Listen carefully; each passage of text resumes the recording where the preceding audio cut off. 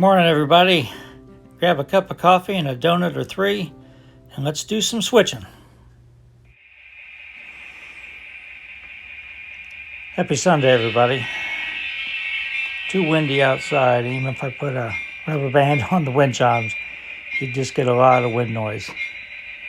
Cold front came through with some storms yesterday, and temperature is about 20 degrees cooler today. It's a beautiful day, though. First thing we have to do, we're going to go switch Miller distribution. So we have to push forward so we can run through the crossover. We don't have enough time to take the whole train over there and switch ITT Grinnell. There's a DT&I running through on trackage rights through Chillicothe. Not sure when they're going to get here, but the dispatcher told us we probably aren't going to have time to finish up our switching completely, so we're just going to do Miller distribution first.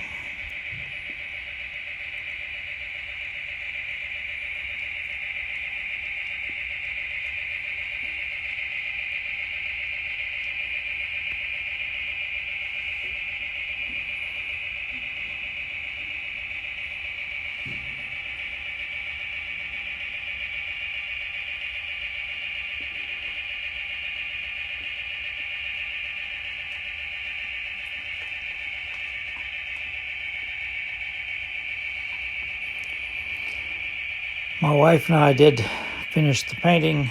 We're putting the kitchen back together, cleaning, putting away all the stuff. So the only thing we have left is the cabinets. That is 100% on her. She can't decide on the color yet anyhow, so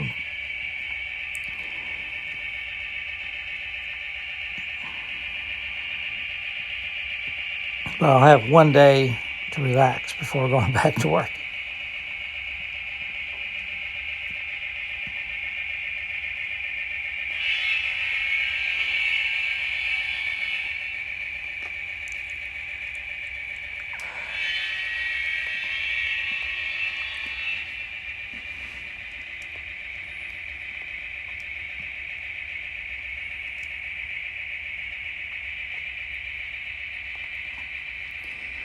So first thing we're going to do is pull the empty.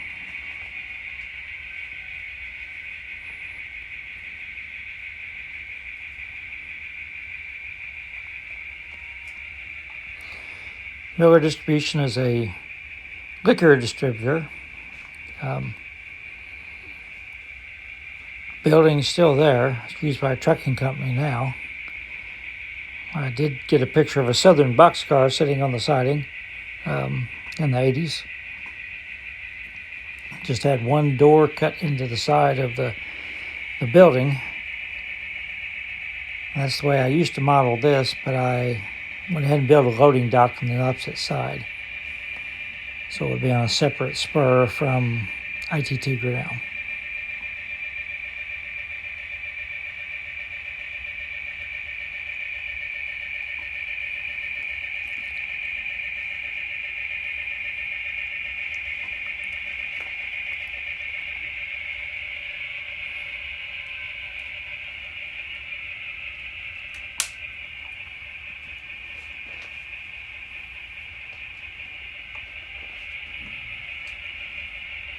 So we're going to spot the empty on the main, just across Douglas Avenue.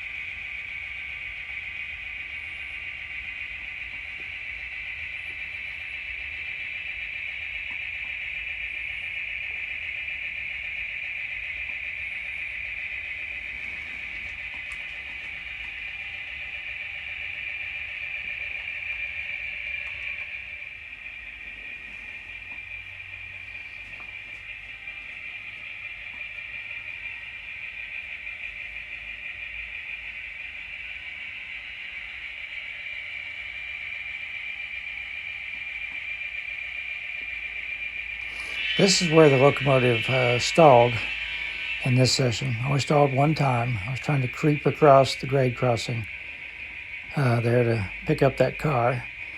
And grade crossings are a tough place to clean. Usually I use CRC cleaner on a rag, but this is the only spot where I would actually use a bright boy, because I can use the tip of the bright boy to get in there pretty good. And after I cleaned it with the bright boy, you can see it did fine. It does seem to be a little bit more sensitive to dirty track than it used to be, and I think my track is fairly clean. I give the impression that I have dirty track. I try to keep it pretty clean. I just think that GP7 is my gold standard, and if it doesn't stall, I think everything should stall. So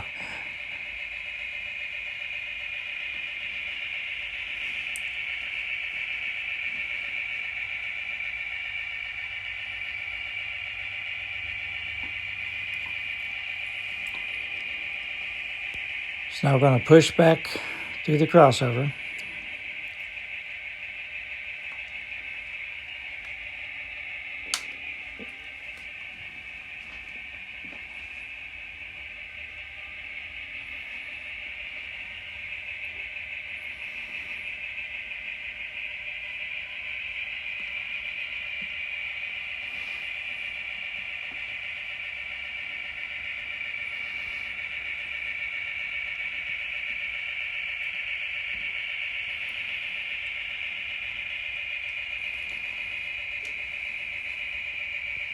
So the dispatcher has told us that we do not have time to switch ITT Grinnell before the DT&I train gets here.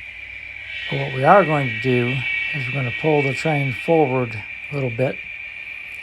I'm a little worried about the clearance at the other end of the passing siding.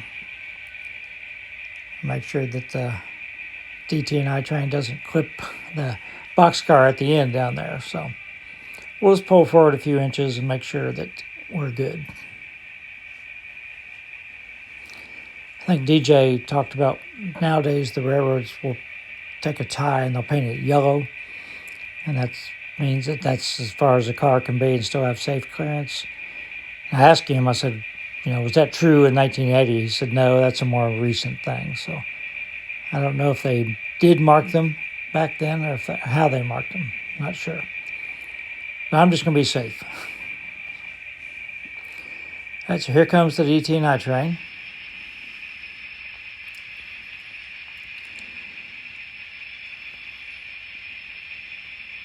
And you're not hearing things. The GP35 has sound.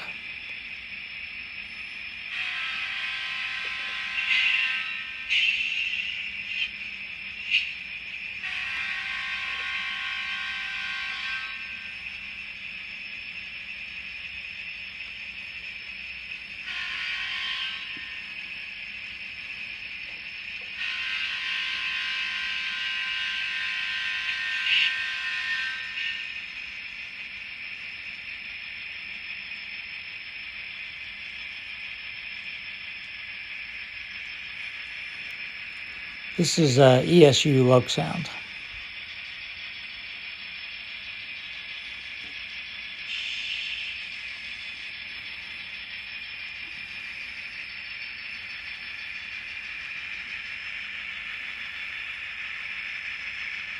So it's a good thing I pulled the train up.